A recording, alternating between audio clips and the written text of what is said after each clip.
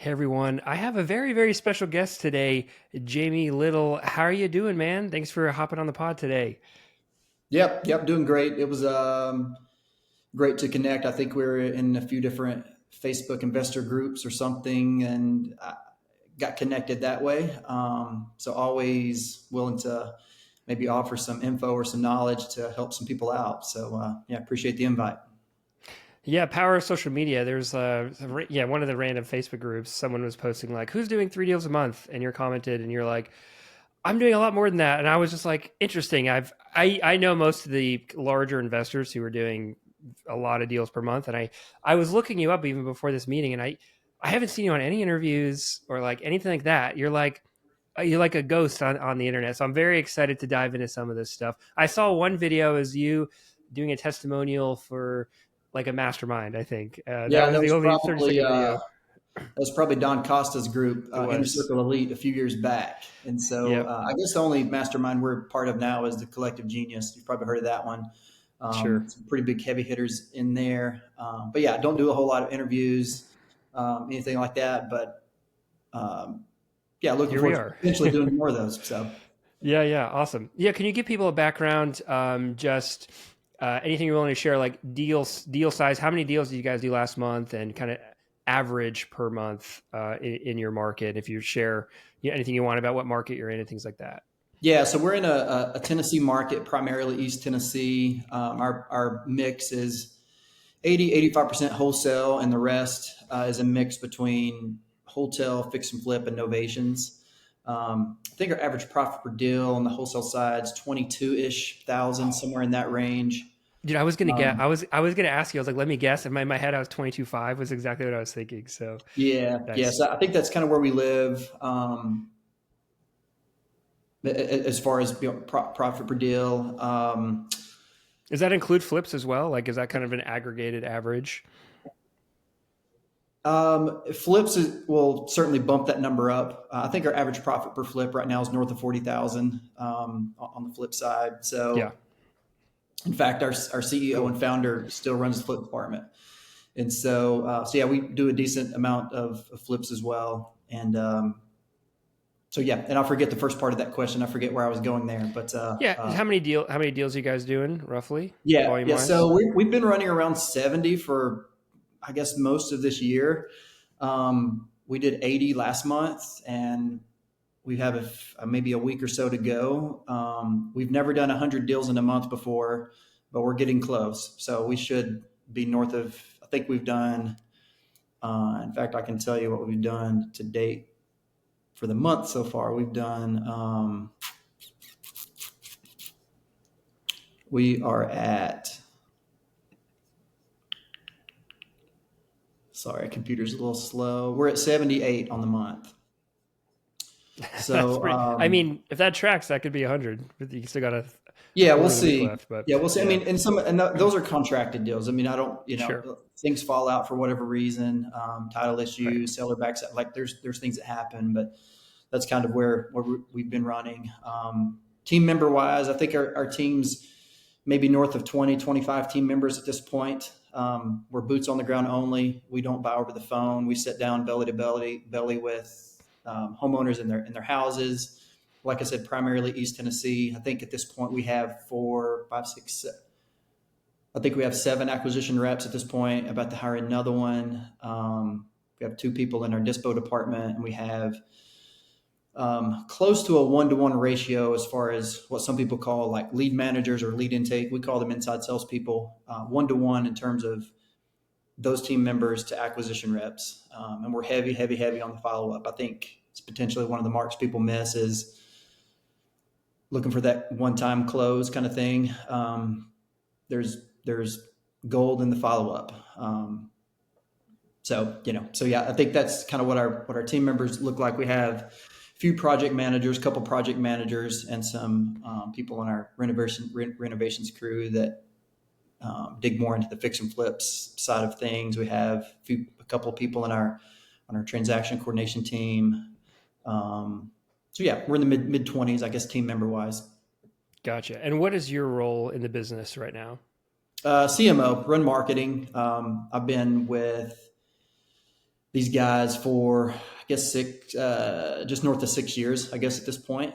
And my background was kind of more internet marketing focused. So I exited I call it a company, but it was more of a um, side hustle that turned into main hustle that I ended up selling. And basically, the story there was back in the heyday when organic reach for Facebook was hot. I had between 7 and 8 million people across different communities, and the business model was to um, create content, and it was monetized with advertising. So the more page views you generate, the more revenue you make, that type of thing. So built massive communities, fed the engine with content all day long.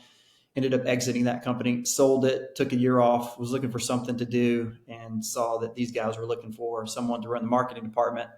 Um, Fast forward 6.5 years, and we're still going. So it's been fun to learn a new market, experience growth, things like that. Be a part of an amazing team. From top to bottom, we have some really solid team members here. So it's been fun, a fun transition for me, and fun to learn a new market and help, kind of sit and be a part of that growth. So, because we didn't obviously start out at 80, 90 deals a month. So, Yeah, I was going to ask when you were brought on, how you remember what the volume was roughly back then, 6 years ago? it was. It was probably in the teens per month, mid teens. I would Wow. say, yeah. So the company You was must be doing starting. something right, man. You're quadrupling their volume over 5 years. That's pretty Yeah, I impressive. mean, a lot of that is just obviously some efficiencies over Hmm. time with marketing, but also bringing on A players and just trying to put A players in all the seats across the board. And so yeah, it was. I guess our headcount was definitely under 10 when I came on board. So it's been cool to see that growth.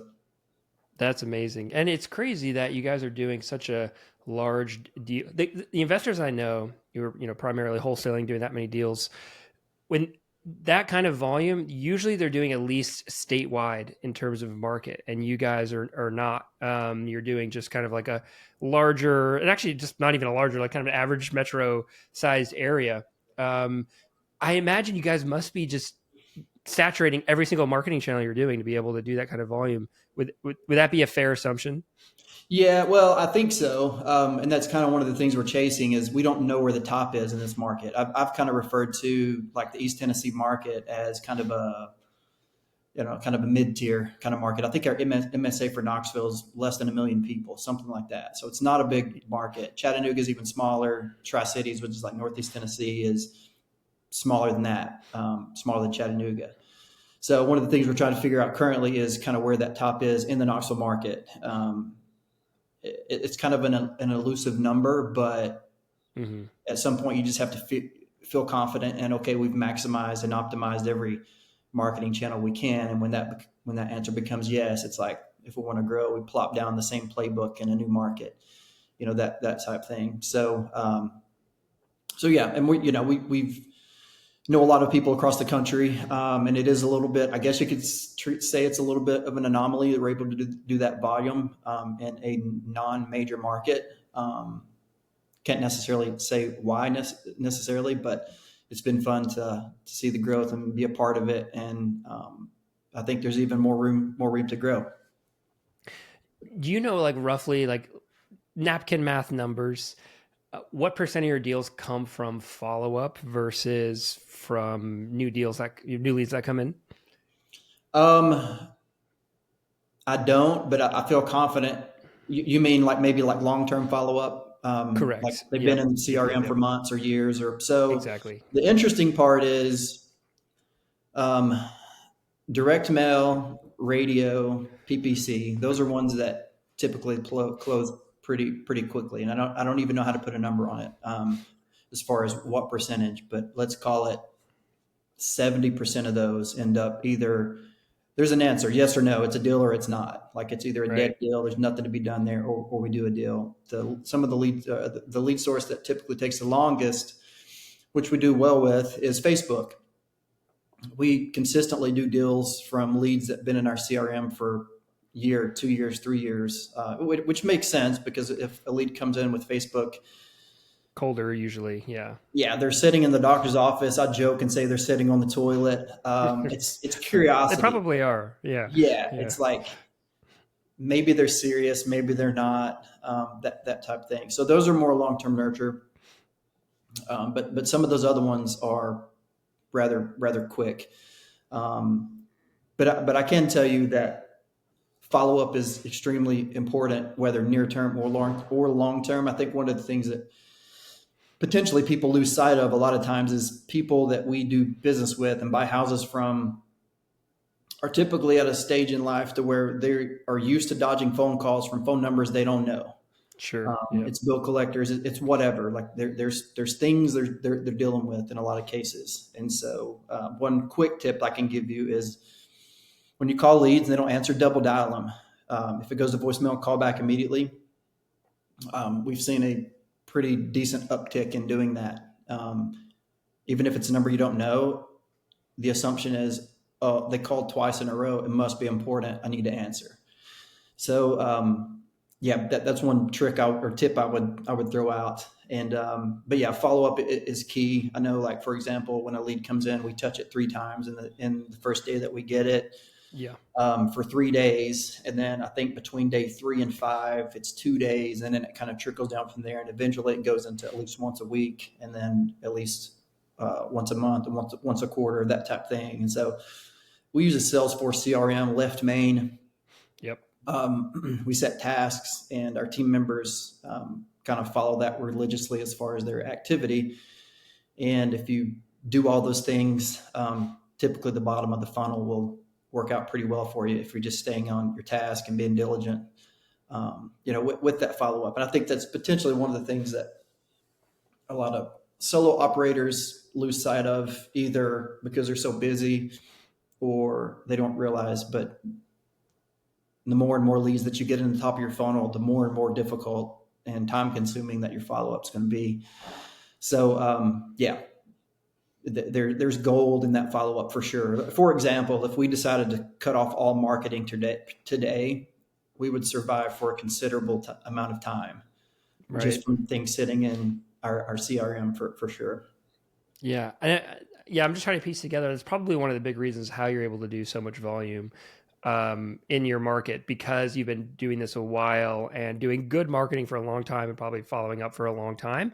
So a lot of your business versus like if you just took everything you had and you just started in your market today with the same marketing budget, you probably wouldn't be able to do as many deals. So Yeah, for sure. And very insightful.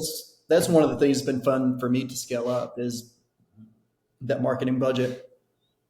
Um, I'm trying to think what was our budget when we first started many years ago. It was, I want to say 50 ish per month. Let's call it 50 to $60,000 a month, and now we're knocking on the door of $300,000 in spend per month.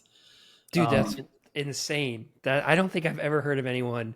And I run campaigns for some really big people, but 300K. I mean, that's up there. That's crazy. And you manage that, so you manage the 3.5 million a year budget. yeah, and that's split between direct mail, radio, TV, Facebook, PPC. We still buy leads from PPL providers. Actually, just one now, which that's a whole soapbox rabbit hole that Sure. Which one do you people like? we're Which still one is using. it? I still call it need to sell my house fast because that's Yeah. what it was, and I guess motivated sellers now. It's still in our CRM as NTSMHF. Right.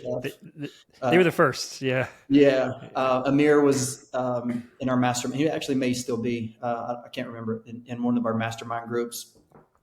But what I can tell you about PPL providers is people that make these blanket statements that they're either amazing or terrible. There's regionality to it. It works great in some markets. It works terrible in other markets. And what I always tell people is test it for yourself and don't take other people's word for it, because it Why do you still think that works. is? I, Why do you think well, it's market I dependent? Yeah. have I have a theory. I don't know if it's a correct theory, but my theory is the reality is these PPO providers are not generating all the leads themselves. They have partners. You can't control what kind of quality or what method that they're using to partner with those people and make a percentage. The reality is some of these people are submitting cold call leads. it happens more in other markets than others. So, for example, you have a partner that you're partnered with, and they're providing you leads, and you sell those leads, and they make, let's call it 20%. That person may be getting cold call leads that they're calling qualified in, let's say, San Diego, and those leads aren't going to be as high of a quality as someone running actually PPC and selling those Right. leads. And so, if you look at that scenario as an example, the assumption is, well, those leads are terrible. The reality is just terrible for that market because the quality is different coming in potentially. I Which is don't based on the think, partners and whatever partner they have in a given market, which is kind of a yeah, and I, crapshoot. I don't know at what percentage Sure. that partners are generating the volume versus what they are directly, but I do know that that's definitely happening. And what I can just tell you is if you stay diligent with the refunds, then the credits, like I can tell you, we for sure um, refund 25 to 30% of our leads every month. Like it just is what it is. And that's probably a Um, fair amount of work to do, right? well, I mean, our process is pretty straightforward. Our inside sales team, well, our company lives and breathes in Slack, like it's wherever everyone Sure. is. And so I have a Slack channel that they put in there.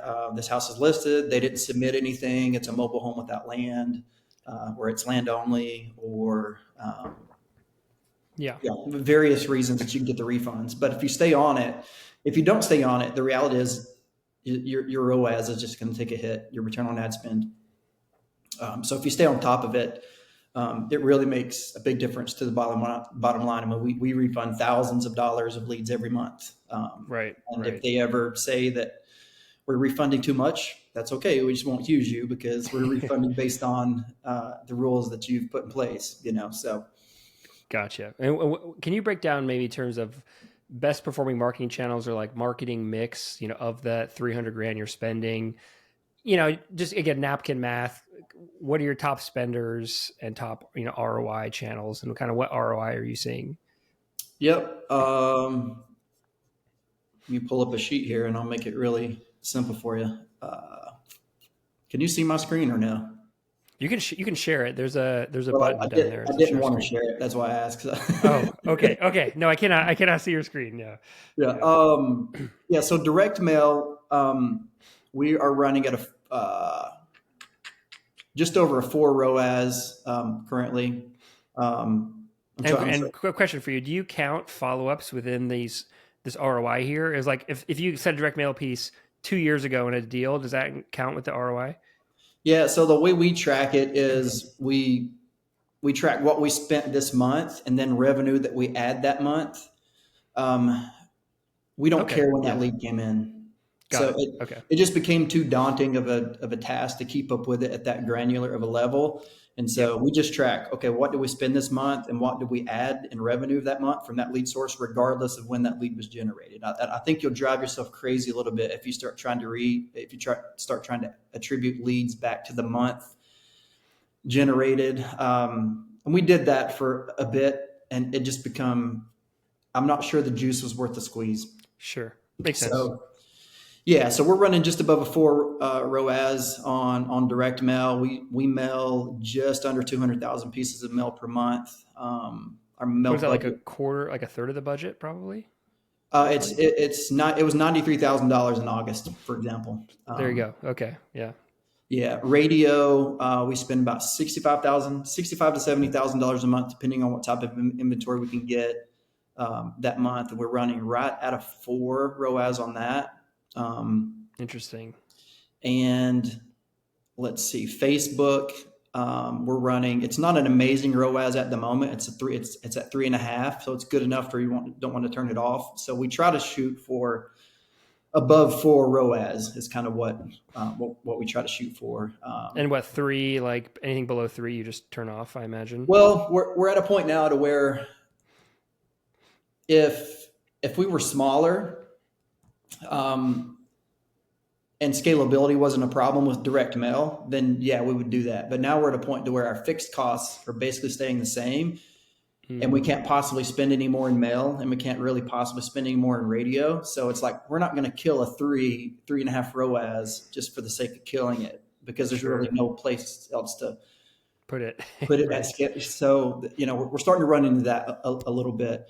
So we spend about 25,000 a month currently in Facebook, and that's been up and down. Um, let's see, what was it? PPC. So PPC.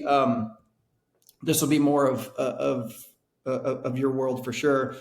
And so we tried it years ago on our own, ran it in house, and it really didn't perform all that well. In hindsight, the reason it didn't really perform that well is it wasn't necessarily a lead source issue. We had some operational things going on years ago, that was just making things not as optimal, and things have since become much better at that type of thing. And so we outsourced it for a year to a very well-known real estate specific. I'm not going to throw anybody under the bus, but a very well-known real estate specific PPC company. Didn't work all that well, so we decided to bring it back in house. Let me look at my sheet here. We brought it back in house in February this year, and took more of a broad approach, which what I'm about to tell you may or may not make sense for someone that really knows PPC. But we've had success so far running pretty broad, generalized campaigns just focused on a geography. So, like before, it was all these different ad groups based on search types and keywords and all that kind of stuff. And now it's like one basically consolidated campaign with, I guess I've got 8,000 at this point negative keywords loaded into there. So I've kind of went broad and then tried to limit based on negative keywords. And it's worked really well for us so far. But one of the things that we're currently doing is trying to figure out a way to get more impression share, because we're at a point to where just turning up the budget isn't giving us any more Hmm.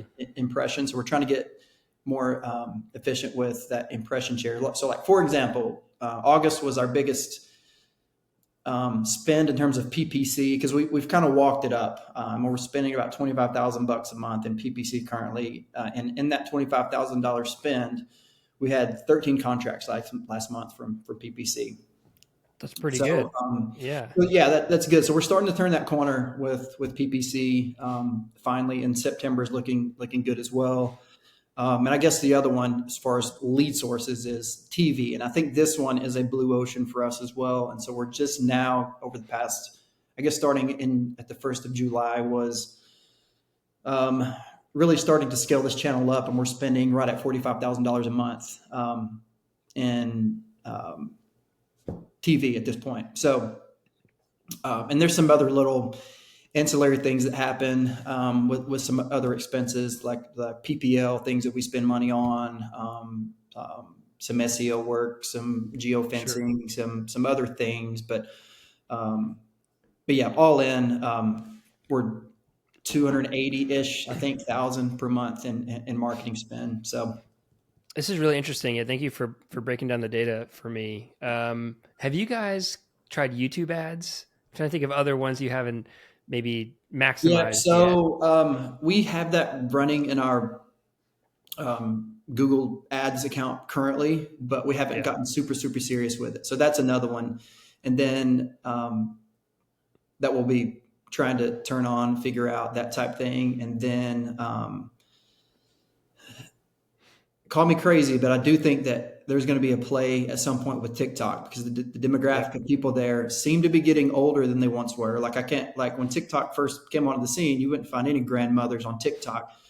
Now there are, so things are changing there a little bit. And then plus there's some, I guess, new legislation coming with, I guess it's ByteDance, which is the current or the parent company. I guess they've agreed to sell 80% of the company to the U.S. You have to right. fact check me on those numbers, but that's supposed to be finalized. And so the U.S. has at least given it their blessing to some degree. So I think that's going to become a place similar to Facebook. And what I can tell you, don't want to mention anything specifically, but it's not hard to figure out. But there are PPL companies running ads on TikTok and selling those leads on their platforms. So there is a play to be had there on TikTok, for example. But yeah, I think YouTube is an opportunity for us.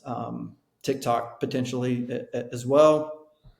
But I think the tried and true methods And when I talk about regionality earlier, I think the only lead source I've ever come across that is tried and true. It works in every market. Obviously, PPC, if you're able to dial it in, but direct mail is kind of the tried and true.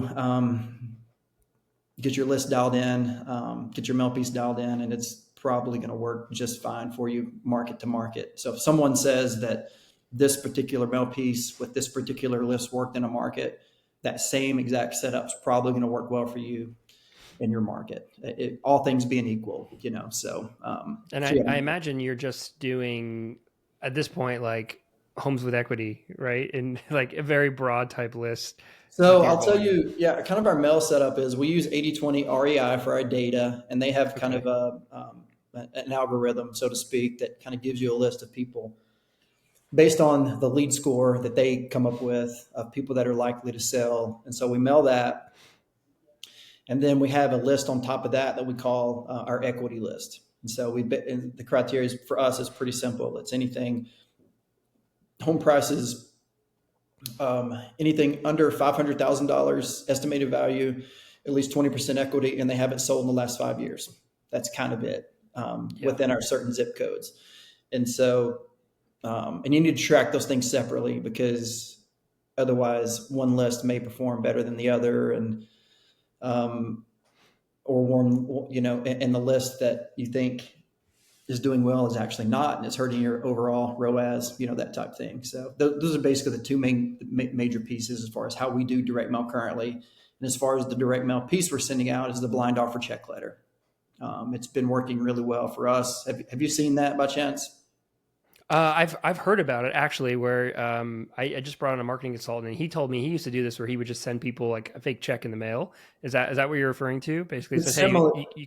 yeah, go Yeah, ahead." it's similar. So it's a snap pack or a pressure pack, whatever you want to call it, with the perforated edges that you have to peel off, and then you open it, and it's all one piece.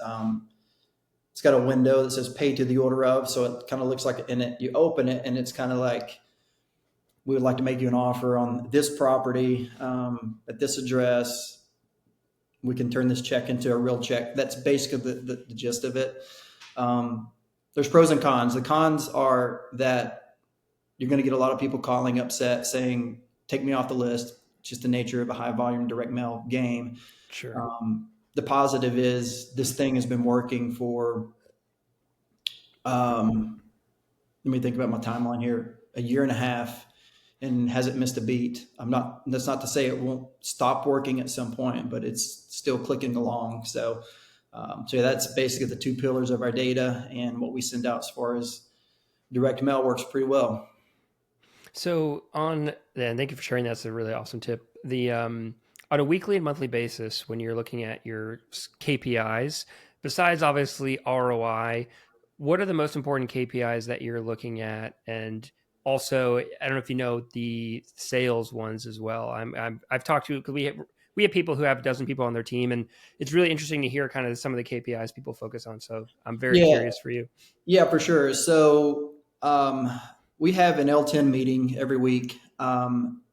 As far as with our leadership team gets together, and each department is responsible for measuring and tracking and reporting on certain KPIs. And I can tell you from a marketing perspective, the things that we track are number of leads, but it really doesn't stop there. We really care most about what we call IP leads, which are in-person leads, which are leads in our preferred zip codes that we want to buy in, and someone can physically go on an in-person appointment. So like, for example, years ago, we would just track total lead count and think, oh, we're doing great, or we're doing bad, or whatever. But if you dig deeper, you can kind of do away with that false sense of security in that, yeah, your total lead count is fine, but the reality is you're not getting near as many leads as you want in your preferred zip codes or your preferred in-person appointment zones.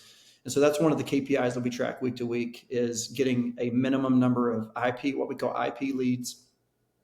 And if we do that, we just feel confident. And if everything hits the mark as far as KPIs down funnel, we'll be fine. And I think one of the things on the acquisition side that we track is we have a goal of a 20% conversion rate as far as appointments to contracts. And I think we're running just above that at this point. And so that's one of the key indicators or KPIs that we track as a company from an acquisition perspective is that 1 in 5 leads that you go on, you should be locking up a contract. And we just, obviously we know that the nature of the game that we're in is 80% of the time, it's just not going to work for various reasons, whether it's price or whatever.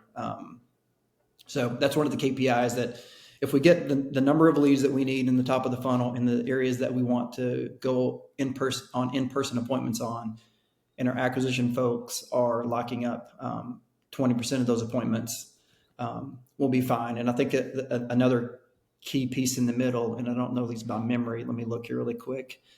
One of the things that we track from, so kind of our process is lead comes in, and then our inside sales team, their job is to call and set that lead an appointment for our acquisition rep to go out on.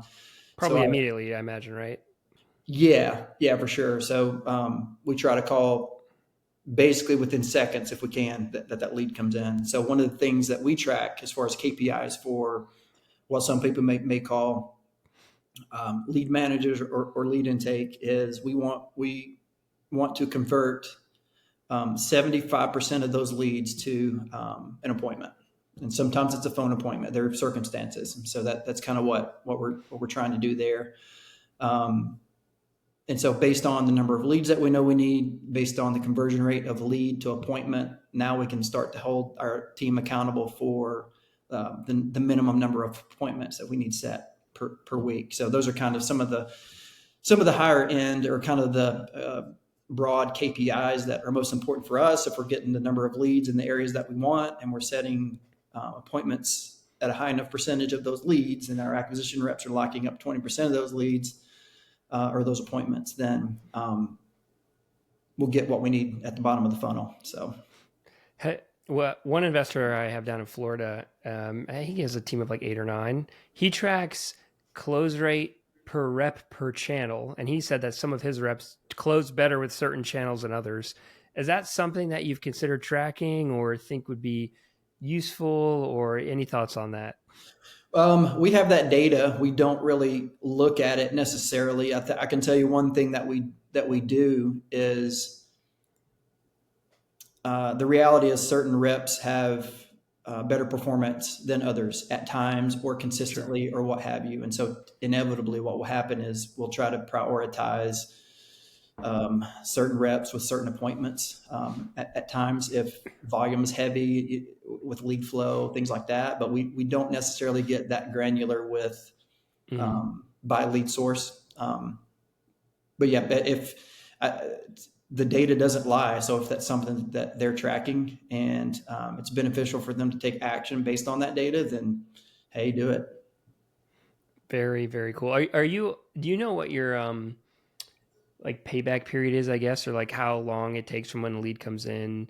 I guess the better question is, does that number matter to you? Like, you're putting $1 out in marketing. How soon? You say you're really not tracking when the lead comes in, but like from a cash flow perspective, are you tracking like payback period at all, or? Yeah, No? so I can tell you what we do as a company is we track added revenue. And what I mean by that is, let's say we get a contract and it's going to be an assignment contract and a buyer takes it and closing is scheduled for 3 weeks. Well, we count that as added revenue because it's coming, right? So we don't track things back. We don't track things using closed revenue. So that's kind of how we look at that. And so what I can tell you from an added revenue perspective, we get a pretty good indicator on if a particular lead channel is performing well or not, is because you should be able to get to a 2.5x ROAS pretty dang quickly, like within 30 to 60 days, knowing that anything above that is going to come later. It could be weeks or months or a year later.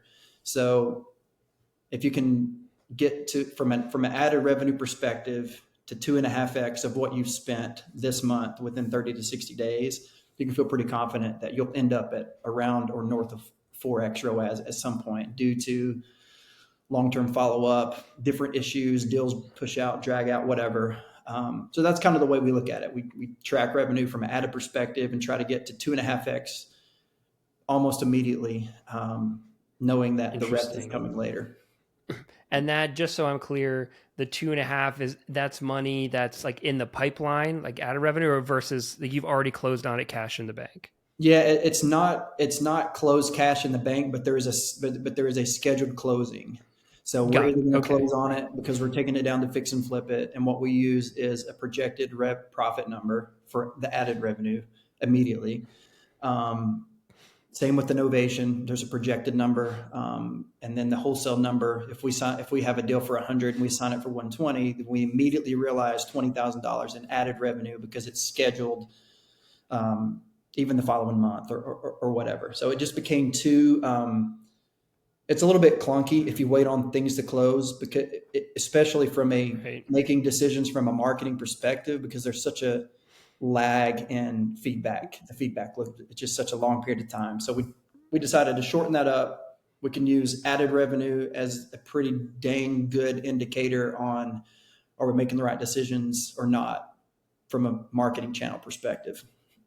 So when you're testing out YouTube ads and TikTok ads, that's kind of the benchmark you're using of like, hey, there's potential here. Within 60 days, if you can get that 2.5 ROAS, you're going to be looking to how can I scale this further in month 4 to month 12, basically. Yeah, exactly. So that'll be, if we can get there pretty quickly, we feel confident in that. Okay, it's fine to scale up. And I'm a big advocate of starting small and scaling. It's expensive to be wrong. So like you've Mm-hmm. got some people will, like I've heard it probably the most in TV and radio. It's like, oh, you're not spending enough. That's why you're not. I'm like, I just can't buy into that, because we started.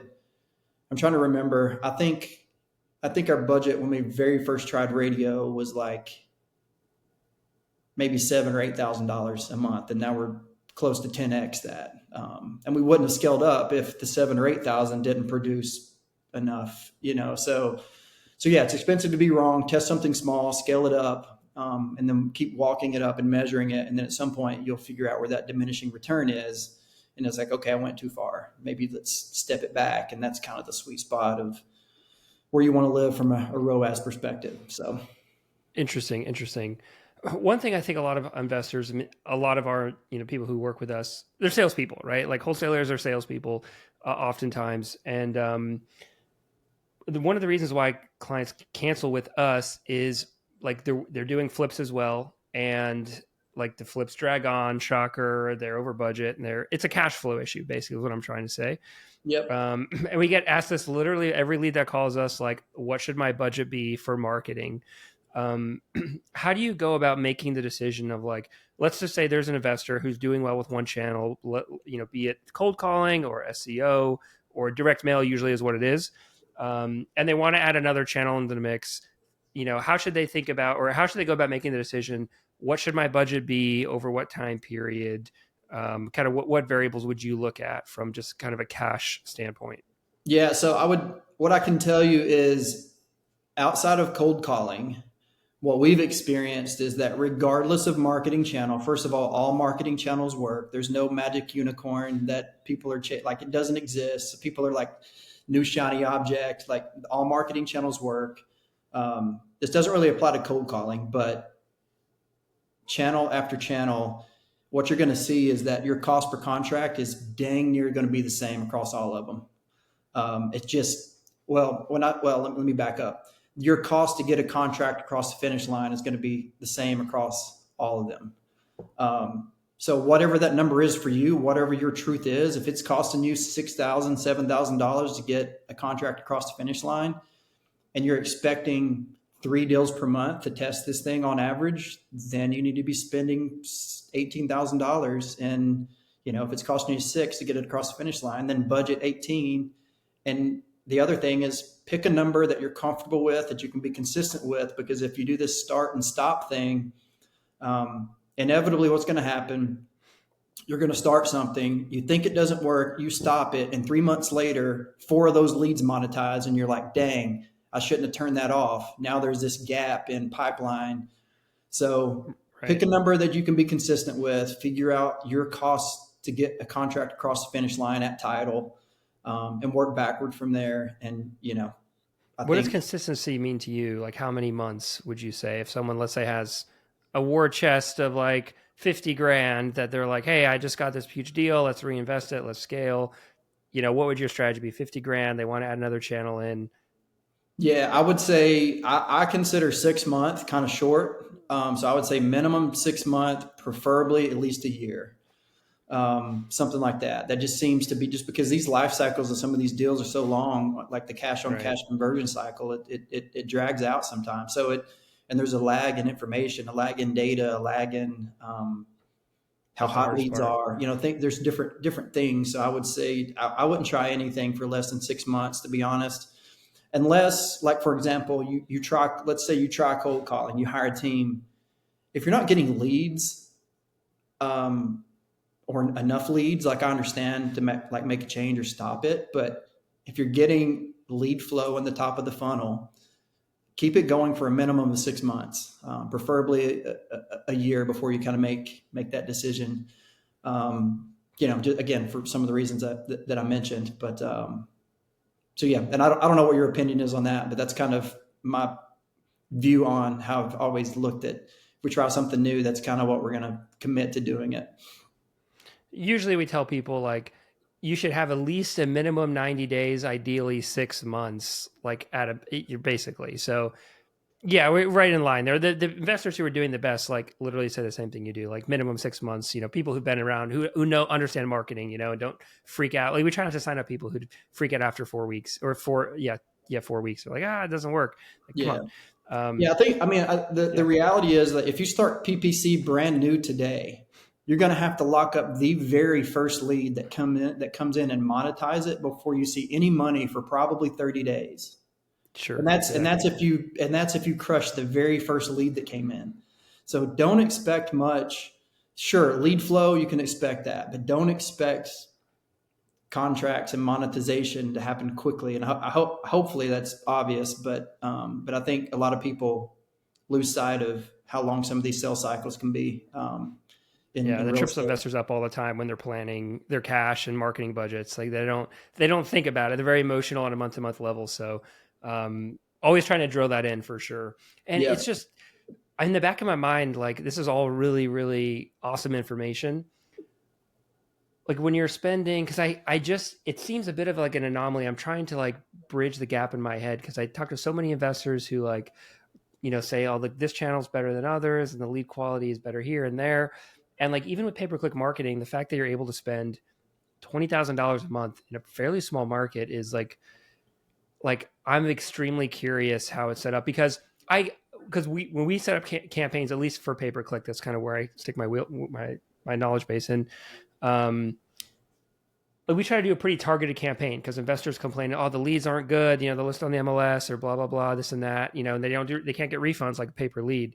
So we set up pretty targeted campaigns. The downside is that the more targeted you are, it's less money you can spend. So the fact that you're able to spend, I could spend 20 grand in a given market, but like you'd have to go very broad. And if you go very broad, the lead quality drops. So to me, it doesn't seem like that's an issue for you. You're able to spend so much money on a broad, targeting in a broad way, at least with pay per click, and the downsides don't seem to be affecting you. And it's very, I don't understand why that would be. Does that make sense to you? Can you speak on that at all? Maybe I'm missing something. Yeah, I think one of the things to keep in mind, and it seems like this is more of a problem the smaller the shop. Like the solopreneurs are going to complain about this the most. The people that have, good sized companies, they seem to understand the game a little more. The reality is we get a lot of crappy PPC leads, like we just do. But you have to have a high enough volume to coming in to where it's worth sifting through the garbage to get to the good stuff. Like every day we have PPC leads coming in that are outside of the target area. Can't control that. Google decided to show them the ad and they clicked it, or we have leads that come in that, from people that say they didn't fill out a form.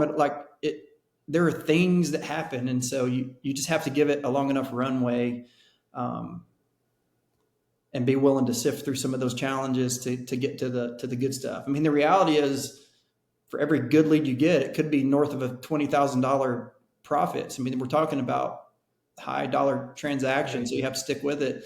And I don't know if this is helpful or not, but according to the Google dashboard, which I don't want to get off topic and go down a rabbit hole, but I don't put a whole lot of faith in what Google reports sometimes in their dashboards. But we're at just above $400 cost per lead. And obviously all those leads aren't going to be good leads. So let me give you maybe a little bit further breakdown, maybe good for you, maybe good for your listeners, as far as like Google PPC, for example.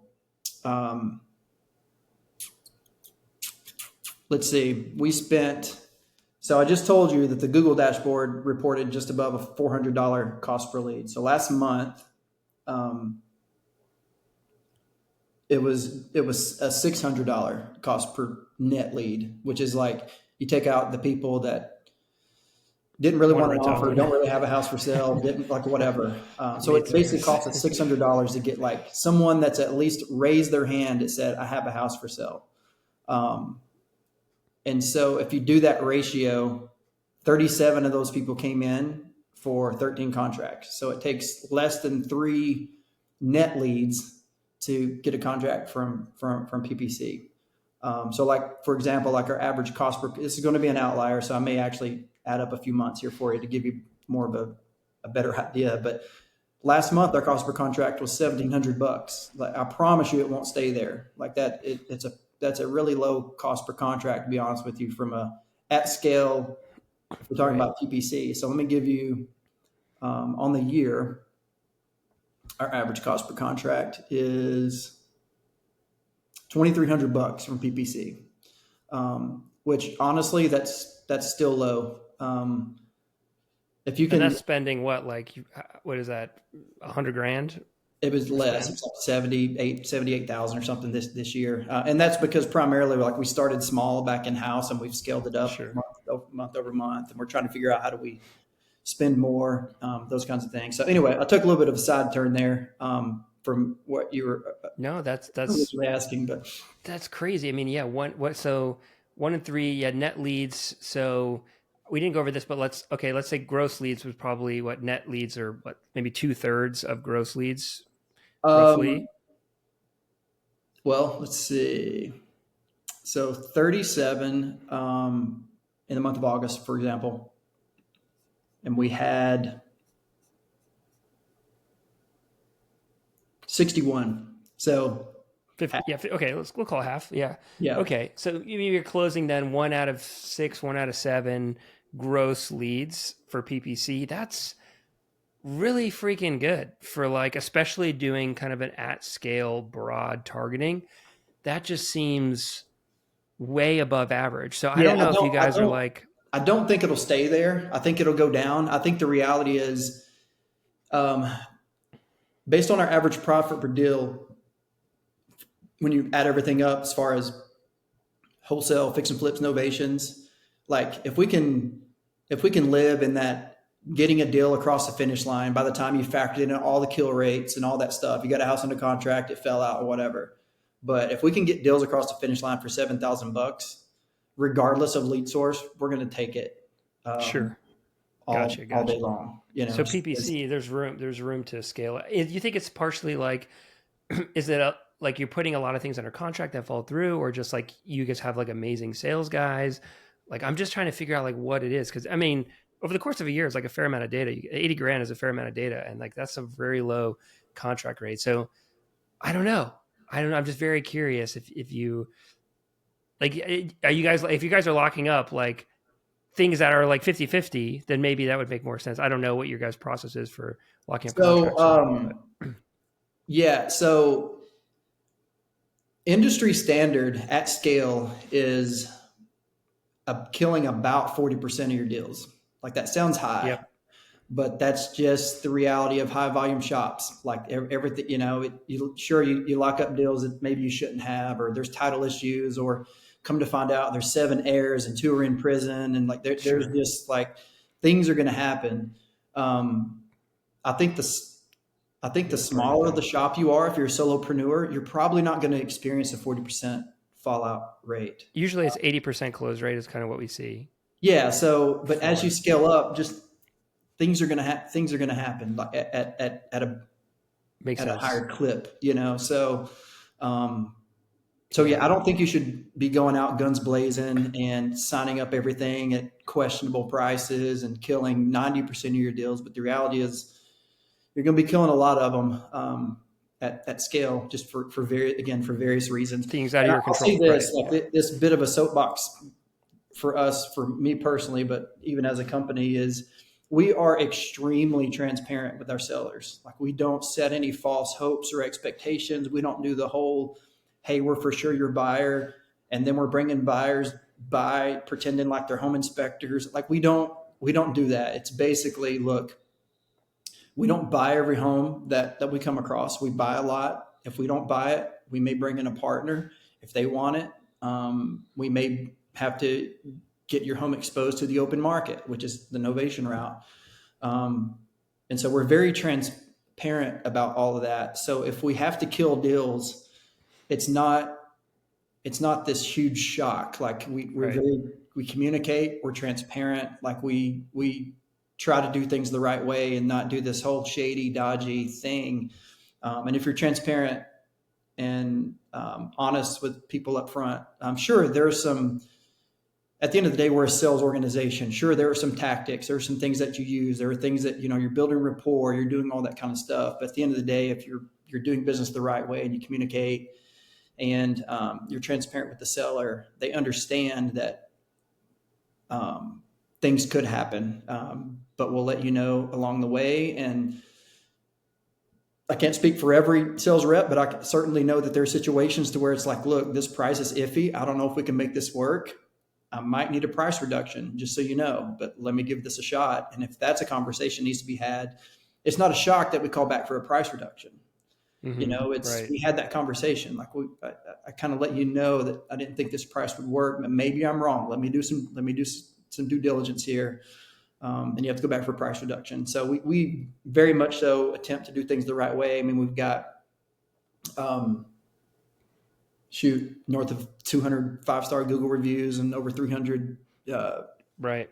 So For a reason. Like if you started doing shady things, your reputation would go down. And yeah, I mean, that's we're hard to everywhere. recover We're from. TV, we're Right. Right. radio, we're in your Right. mailbox, we're on billboards, we're on Facebook, we're on PP, like so it's very much a brand play for us. And so you can't afford to do business the wrong way. It's not to say that there aren't situations that we wish would have gone differently. I mean, there are, you can't make every seller happy, but at the same time, like we take reputation and integrity and doing the right thing and doing the right, even when it's hard and all those kinds of things. Like we take that very serious Right. as a company. It's part of our core values that, we live by and try to do it the right way. So Yeah, awesome, awesome, and I love what you guys are doing. I really applaud it. It's a really cool operation. Thank you for peeling back the curtains a little bit. This is really interesting to me, kind of like what at scale kind of management looks like there. We will wrap it up here. I think I went pretty deep. I think we covered a lot of the marketing stuff. Is there any final things maybe you wish I asked or that you would just like to share before we wrap it up here? I don't think so. I think and I find myself commenting on things in Facebook groups that I shouldn't, just because I've got like, I'm on a soapbox or something. But so one of the things that stands out over and over, it's like you get these questions, and I think may have been part of the question of how we connected. What people are asking, how are you finding deals? What lead sources? And I mean, the reality is, again, I mentioned it earlier, but all of the lead sources work. And so if you hop from thing to thing, you're going to struggle to find traction. So pick one, pick a dollar amount or whatever that you can be consistent with. Even if it's cold calling, if you don't have funds or whatever, stick with cold calling until you figure that out, and don't hop to the next shiny thing. So just pick something, be consistent with it. And when it works, double down on it, and don't expand to something else until you feel like you're an expert at that one thing. So I think that'd be a bit of advice I would give from a finding deals, marketing perspective, that kind of thing. I will mention this, and this is should have gone into it earlier a little bit, and I don't want to drag out your time here, but I think I've got a tactic that not a whole lot of people use. But I can tell you, if I was starting a business and I wanted PPC leads and I didn't have money for PPC leads, or at least a lot of money, here's what I would do. I would run a PPC campaign and I would go on all those appointments. The reality is most of the appointments you go on don't work because of price. I promise you, you can find 10 realtors in your town that'll buy those leads from you. And now you're funding your own PPC operation because these are leads that people have raised their hands. I need to sell. I have to sell. They're stressing my life. I'm for sure selling. I just can't sell at the cash price that you offered me. Partner with a realtor. They'll pay you for those leads. And they'll be the hottest leads that they can get their hands on. It's people that quite literally have to sell their house. If I'm a realtor, that's as hot as it gets. And so if I can keep the 20% of the leads, assuming you're locking up 20% of the appointments you go on, if I can keep 20% and sell 80%, I'm marketing for free. So reach out, send an email to realtors in your area. If you want to know the ones that are spending money, go to Zillow, see which ones are running ads. Do some research, figure out which ones do the most volume, reach out and just see if there's a way to collaborate. And then all of a sudden you're getting leads at a cheap net cost to you, and you're not having to spend hours and hours cold calling. Because I think the reality with cold calling is if you're not dialing several hundred dials per day, you're not going to get traction. So if you don't have that capacity, you're going to not only, even if you're able to do that, like I'm a firm believer in that, you will burn out at some point. You just can't possibly keep that up. Now imagine that you're making hundreds and hundreds of phone calls per day. Let's call it $1,000 per day. And if 15% of them answer, most of them are telling you no. That you get one or two that's like, sure, maybe. Now you've got deals on the hook. Now you're having to work these deals through the process, through title, all that stuff. Oh, and by the way, you still have to have time to cold call every day, and it just compounds. So to me, if it were me, I'm figuring out ways that I can do inbound marketing at a cheap net cost, as cheap net cost as I possibly can.